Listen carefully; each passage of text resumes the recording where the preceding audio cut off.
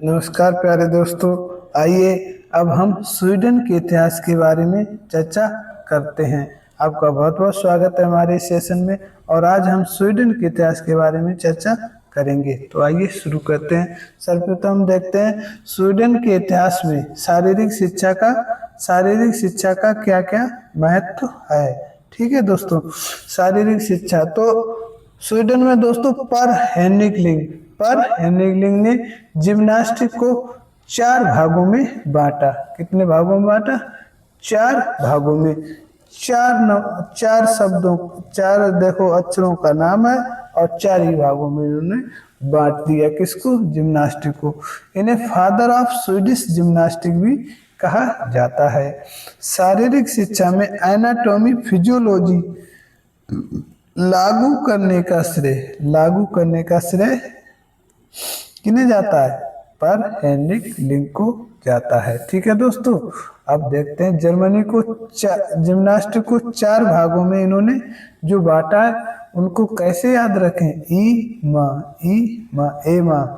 ए माँ educational gymnastic, जिसमें जो स्कूल में सिखाई जाती थी।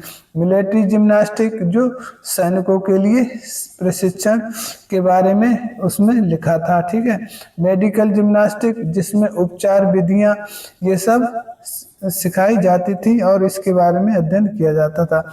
एस्थेटिक जिम्नास्टिक दोस्तों, ये जिम्नास्टिक थी, ये कलात्मक जिम्नास्टिक थी, जिसमें सौंदर्य और शरीर सौष्ठव प्रधान, यानी शरीर को कैसे मजबूत रखना, ये सब बातें इसमें लिखी हुई होती थी। ठीक है, सिखाया जाता था। इन्होंने बालवार, बोल्टिंग बॉक्स, बीम और रोप क्लाइंबिंग आदि इवेंट का आविष्कार किया। किसने दोस्तों? पर हेनरिक लिंग ने। बालवार, vaulting box, beam, rope climbing आदि इवेंट का आविष्कार किया। कैसे याद रखेंगे? पर हेनरिक लिंग। ठीक है, लिंग और बिंग से बाल, वॉल्टिंग, बीम और बिंग। ठीक है, यानी जो कैसे याद रखेंगे? पर हेनरिक लिंग बिंग से बी उठा लो और बी वाले सारे इवेंट जो है इन्होंने ही आविष्कार किए गए थे। ठीक है, इन्होंने ही आविष्कार किए। अब इनके पुत्र होते हैं, फिर इनकी डेथ हो जाती है। डेथ होने के बाद इनके पुत्र जालमर लिंग, ठीक है, हुए। इन्होंने क्या किया? ये पर हेनरिक लिंग के बेटे थे और स्वीडिश जिम्नास्टिक को आधुनिक रूप दिया। क्या? स्वीडिश जिम्नास्टिक को क्या दिया? अब मॉडर्न रूप दे दिया।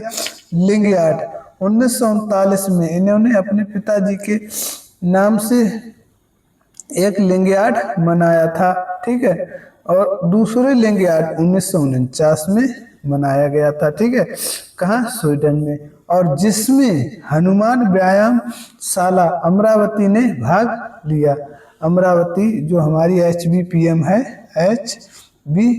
है, इसकी टीम ने क्या किया? भाग लिया। भारतीय शारीरिक शिक्षा पद्धति में कबड्डी, खो खो, मलखम्ब आदि का प्रदर्शन किया। कहाँ? स्वीडन में जाकर। ठीक है दोस्तों, HBPM ने जो है 1936 ओलंपिक में भी प्रदर्शन किया था और 1949 स्वीडन में जाकर भी सेकंड लिंग यार्ड में भाग लिया। ठीक है, ये बार बार क्वेश्चन पूछा जाता है कि HBPM ने कौन से लिंग यार्ड में भाग लिया। तो इन्होंने स्वीडन में जो लिंग यार्ड था दोस्तों, वो दूसरा लिंग यार्ड था, उसमें क्या किया? इन्होंने भाग लिया। किसने? HBPM की टीम ने। ठीक है दोस्तों, उम्मीद करते हैं आप ये याद रखेंगे। आइए दोस्तों, स्वीडन के इतिहास के साथ साथ ही अब डेनमार्क के इतिहास पर भी चर्चा कर लेते हैं। शारीरिक शिक्षा के विकास में डेनमार्क का नाम सुनहरे अक्षरों में लिखा जाता है। ठीक है, शारीरिक शिक्षा के संबंध में इसका उल्लेख निम्नलिखित है। 1814 के शिक्षा अधिनियम के अनुसार डेनमार्क में 7 से 14 वर्ष के बच्चों के लिए शिक्षा को अनिवार्य कर दिया गया था। अब देखिए दोस्तों, स्पार्टा में भी 7 वर्ष से ऊपर जो है बच्चे प्रशिक्षण लेते थे और इसके बाद उत्तर एथेंस काल में भी लेते थे, पूर्व एथेंस काल में भी भाग लेते थे दोस्तों। और इसके बाद अब इसमें डेनमार्क में भी, ठीक है, फ्रेंच नेसगाल, फ्रेंच नेसगाल जो थे डेनमार्क में थे। इनका शासन जो है 1777 से 1847 तक रहा। डेनमार्क में नेसगाल ही प्रथम व्यक्ति थे जिन्होंने आधुनिक शारीरिक शिक्षा की नींव डाली। इन्होंने दोस्तों डेनमार्क में अगर पूछा जाए आधुनिक शारीरिक शिक्षा की नींव किसने डाली, तो ये दोस्तों थे हमारे फ्रेंच नेसगाल। ठीक है, फ्रेंच नेसगाल। 1799 में कोपेनहेगन, 1799 में कौन सी जगह दोस्तों, कोपेनहेगन।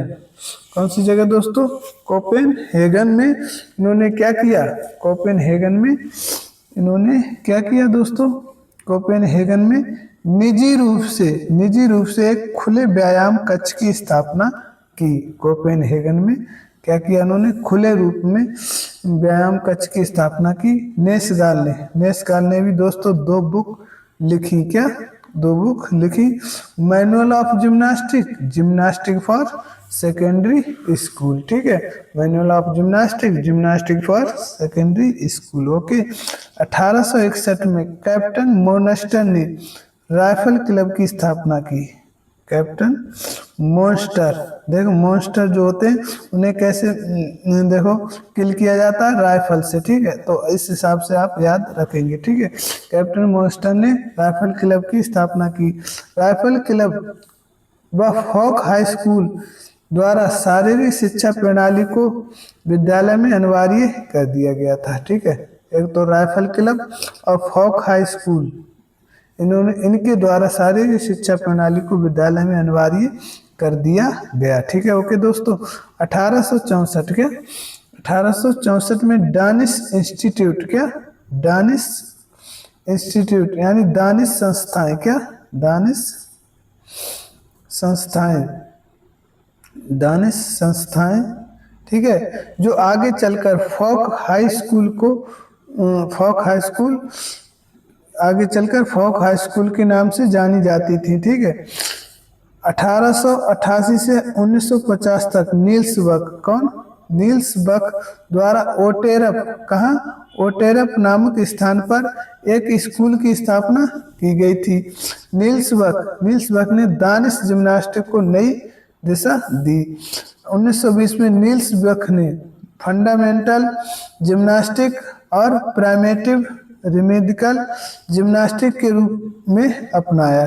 ठीक है, नील्स बक ने जो फंडामेंटल जिम्नास्टिक था वो प्राइमेटिव रिदमिकल और जिम्नास्टिक के रूप में किसको अपनाया। ठीक है, 1896 में दानिश स्पोर्ट्स फेडरेशन का गठन किया। ठीक है, हमारी ओलंपिक की जो स्थापना भी दोस्तों कब हुई थी,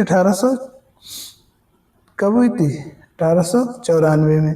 1896 में ओलंपिक हुए थे और उसी समय इन्होंने दानिश स्पोर्ट्स फेडरेशन का गठन किया। 1950 में दानिश स्कूल, क्या, 1950 में दानिश स्कूल में शारीरिक शिक्षा को अनिवार्य कर दिया गया दोस्तों। क्या, जब लगभग हमारा देश आज़ाद हुआ था उस समय दानिश स्कूलों में शारीरिक शिक्षा को अनिवार्य कर दिया गया था। किसके सहयोग से दोस्तों, नील्स बक के सहयोग से। ठीक है, ये तो डेनमार्क का शारीरिक शिक्षा में इतिहास रहा। उम्मीद करते हैं आपको ये सेशन अच्छा लगा होगा। Please like and subscribe my channel. Next video. Thank you. जय हिंद, जय भारत।